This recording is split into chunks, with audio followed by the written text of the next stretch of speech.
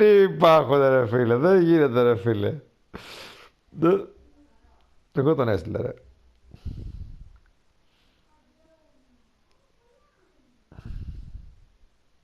Στείλ' το.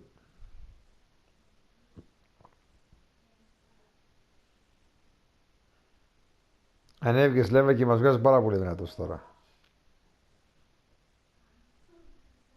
Κοίτα φάτσο πάνω που έχει φτιάξει.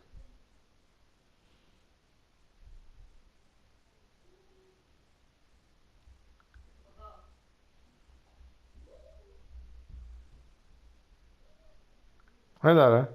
Για πες. Μπήκε ο Τάκης ρε. Έβαλα τον Τάκη. Τι έγινε, καλά είναι ο Βασίλης, τα παιδάκια, καλά είναι.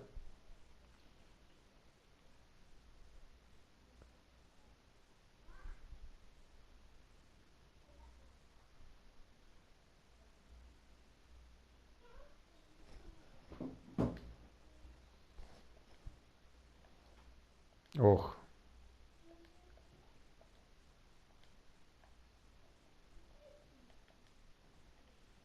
Δύσκολο.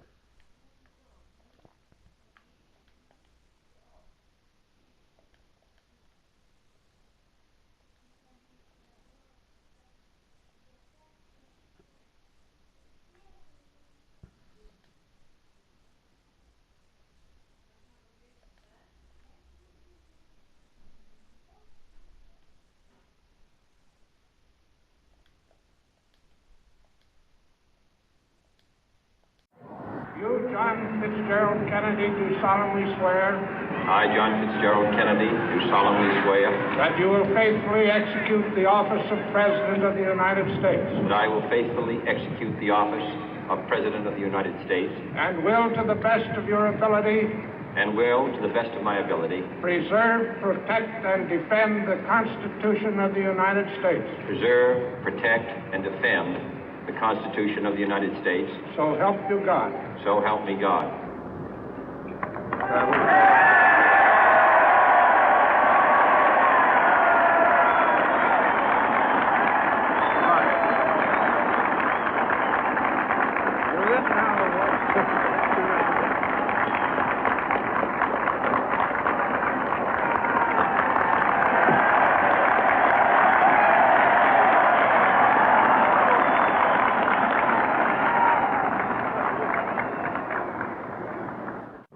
Vice President Johnson, Mr. Speaker, Mr. Chief Justice, President Eisenhower, Vice President Nixon, President Truman, Reverend clergy, fellow citizens.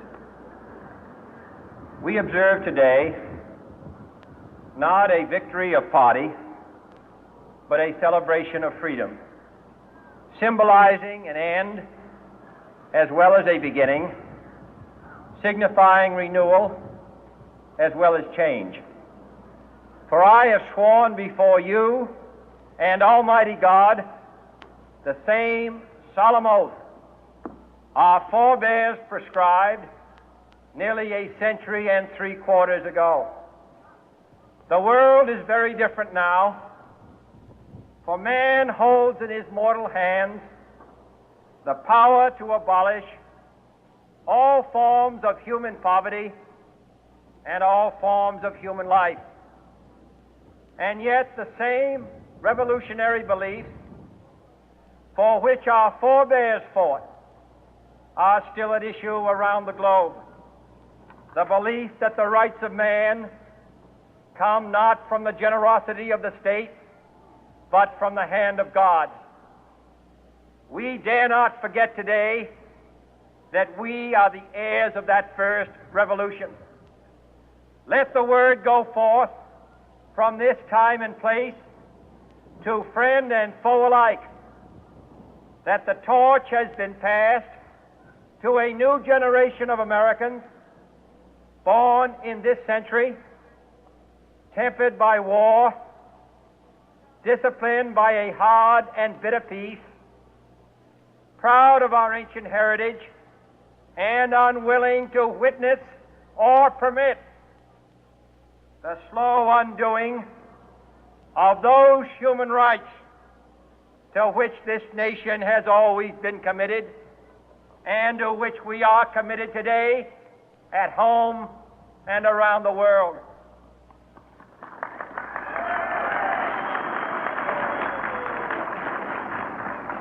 Let every nation know, whether it wishes us well or ill, that we shall pay any price, bear any burden, meet any hardship, support any friend, oppose any foe to assure the survival and the success of liberty.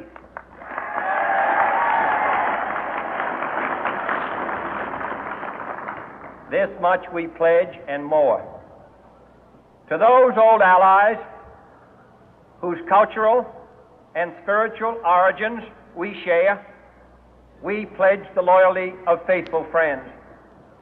United, there is little we cannot do in a host of cooperative ventures.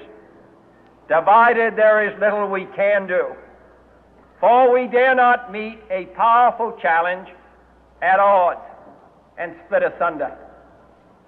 To those new states whom we welcome to the ranks of the free, we pledge our word that one form of colonial control shall not have passed away merely to be replaced by a far more iron tyranny.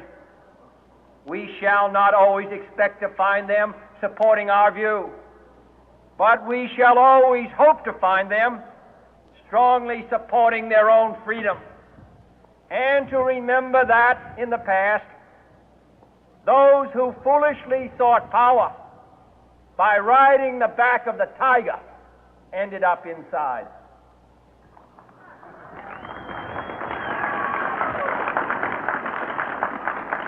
To those people in the huts and villages of half the globe struggling to break the bonds of mass misery, we pledge our best efforts to help them help themselves for whatever period is required, not because the communists may be doing it, not because we seek their votes, but because it is right.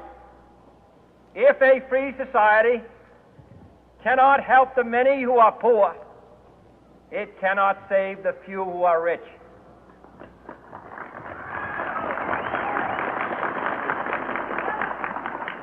To our sister republics south of our border, we offer a special pledge to convert our good words into good deeds, in a new alliance for progress, to assist free men and free governments in casting off the chains of poverty.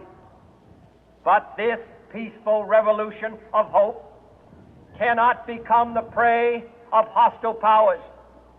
Let all our neighbors know that we shall join with them to oppose aggression or subversion anywhere in the Americas.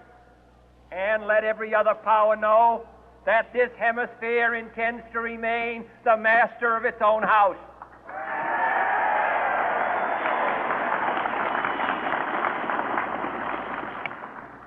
To that World Assembly of Sovereign States, the United Nations, our last best hope, in an age where the instruments of war have far outpaced the instruments of peace, we renew our pledge of support to prevent it from becoming merely a forum for invective, to strengthen its shield of the new and the weak, and to enlarge the area in which its writ may run. Finally, to those nations who would make themselves our adversary, we offer not a pledge, but a request that both sides begin anew the quest for peace.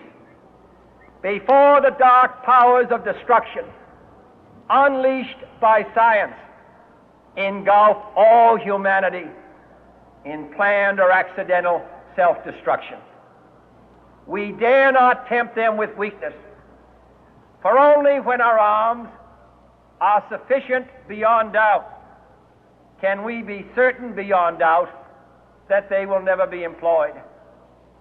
But neither can two great and powerful groups of nations take comfort from our present course, both sides overburdened by the cost of modern weapons, both rightly alarmed by the steady spread of the deadly atom, yet both racing to alter that uncertain balance of terror that stays the hand of mankind's final war.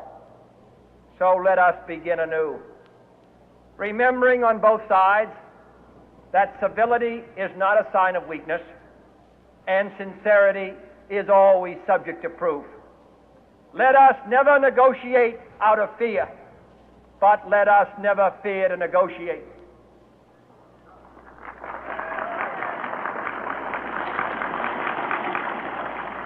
Let both sides explore what problems unite us, instead of belaboring those problems which divide us.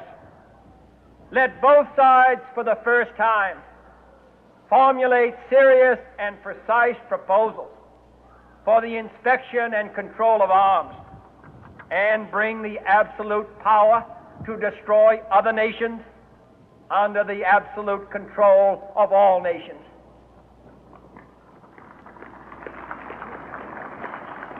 Let both sides seek to invoke the wonders of science instead of its terrors. Together, let us explore the stars, conquer the deserts, eradicate disease, tap the ocean depths, and encourage the arts and commerce. Let both sides unite to heed in all corners of the earth the command of Isaiah to undo the heavy burden and let the oppressed go free. And if a beachhead of cooperation may push back the jungle of suspicion, let both sides join in creating a new endeavor, not a new balance of power, but a new world of law, where the strong are just and the weak secure and the peace preserved. All this will not be finished in the first 100 days, nor will it be finished in the first 1,000 days, nor in the life of this administration, nor even perhaps in our lifetime on this planet. But let us begin.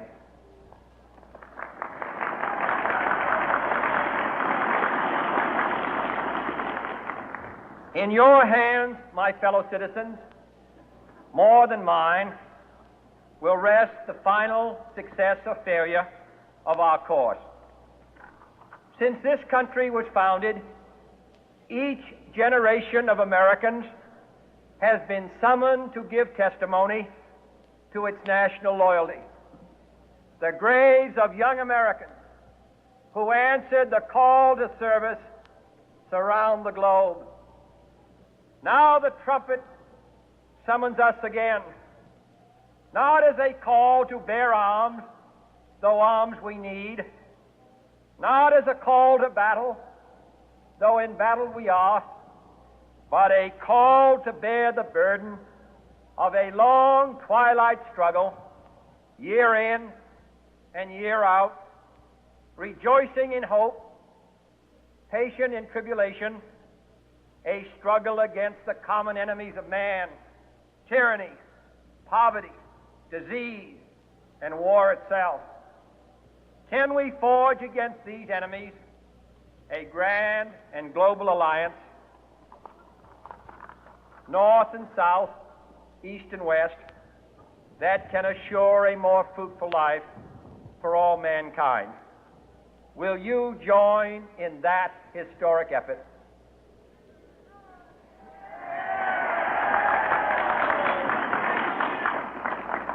In the long history of the world, only a few generations have been granted the role of defending freedom in its hour of maximum danger. I do not shrink from this responsibility. I welcome it.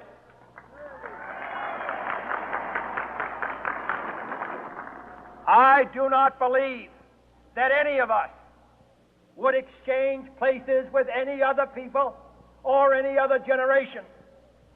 The energy, the faith, the devotion which we bring to this endeavor will light our country and all who serve it.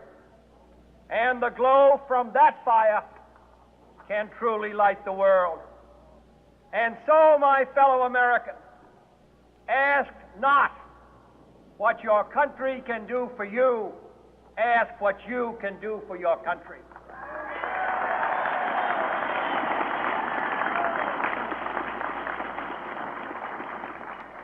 My fellow citizens of the world, ask not what America will do for you, but what together we can do for the freedom of man.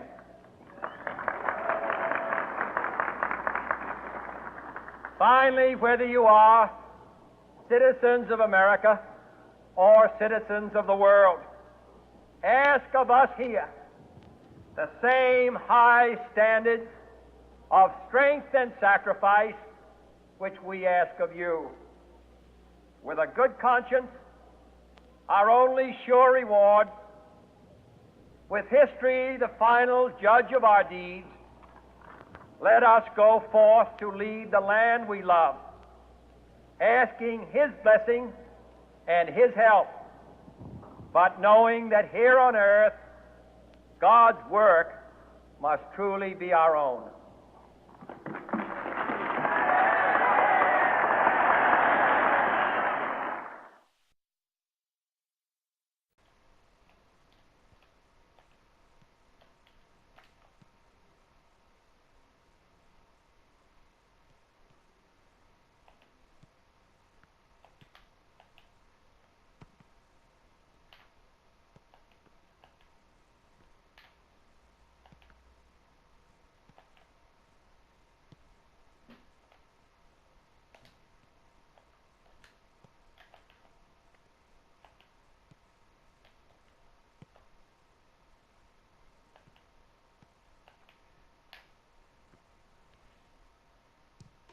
Μπράβο.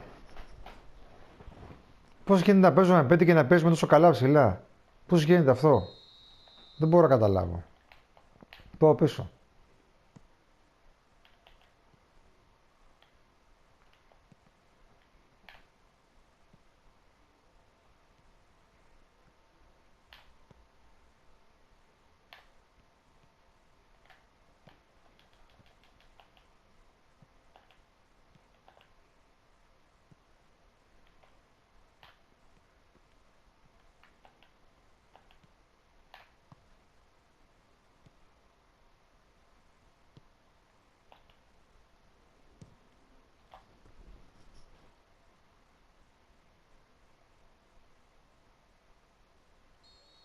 Πάω πρώτα.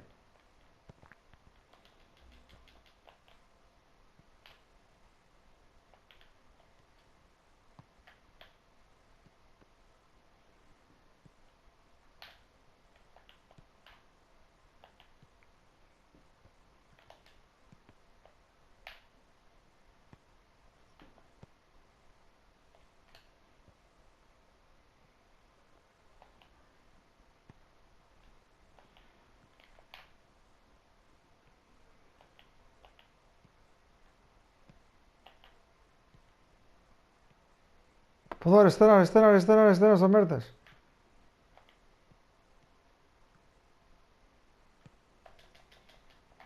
Ρε Τάκη, ρε Τάκη. Είναι ο καλός Αυγούστης.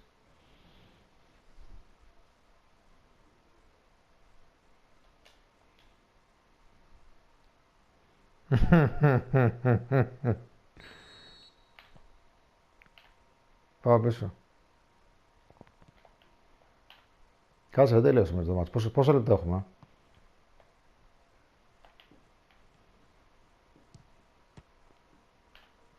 Κακό.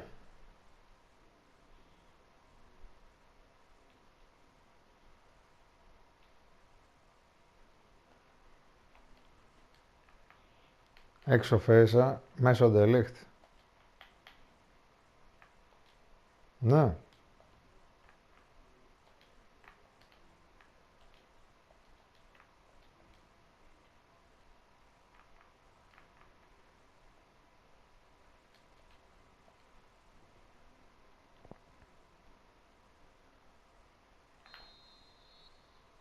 Πάω πρώτο εγώ.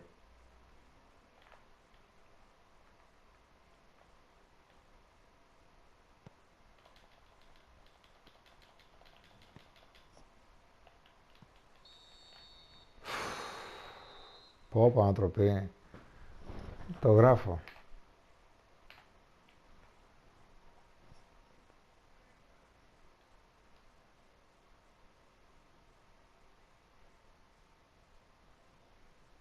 Αυτός μόνο με 5 μπορούσαμε να τους κερδίσουμε.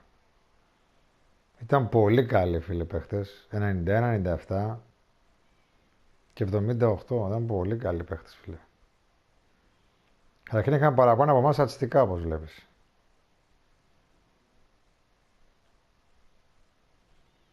Εγώ πιστεύω ότι αυτό το γκολ που έβαλε ήταν πολύ καθοριστικό. Γιατί ήταν... βασικά ό,τι ευκαιρία είχαμε την κάναμε γκολ.